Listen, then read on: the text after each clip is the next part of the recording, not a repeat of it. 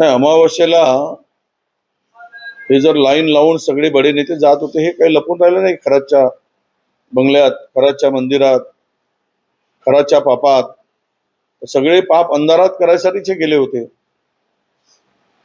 कारण अमावस्येला अंधार असतो, अंधारात आपलं पाप झाकावं, आपलं पाप धुवावं, आपल्या पापाचं पाप करता यावं, यासाठी हे सगळी गेली.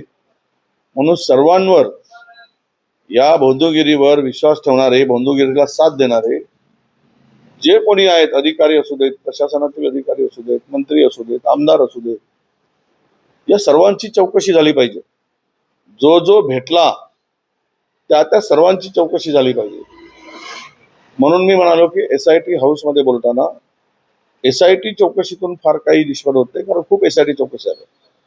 परंतु न्यायाधीशाच्या देखरेखीखाली पोलिसांनी चौकशी करावी आणि रोज चौकशीचे अपडेट लोकांच्या पुढे ठेवावे.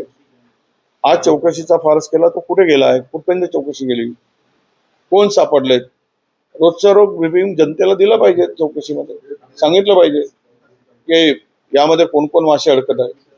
पण ते उघड न करता झाकून ठेवून ATC करायचे आणि पुन्हा फाईल अहवाल तयार करून दाबून टाकायचा, अशी घटना अनेक वेळा झालेल्या आहेत.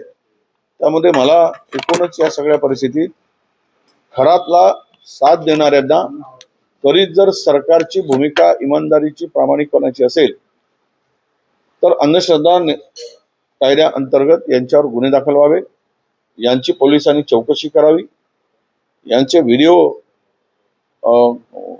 कॉल रेकॉर्ड घ्यावा आणि यांचा CDR तपासावा. काय बोलणं झालं, कोणाशी बोलणं झालं, हे सर्व तपासणीची गरज आहे. आवश्यकता पडली तर पोलिसांनी, कोणी मोठा असो छोटा असो, कायद्याच्या पुढे कोणी मोठा नाही हे दाखवून द्यावं. Pune's Pride, Sunny's World, life in Funshine. Resort, weddings, events, restaurants, adventure, wellness. Sunny's World, perfect destination for every occasion.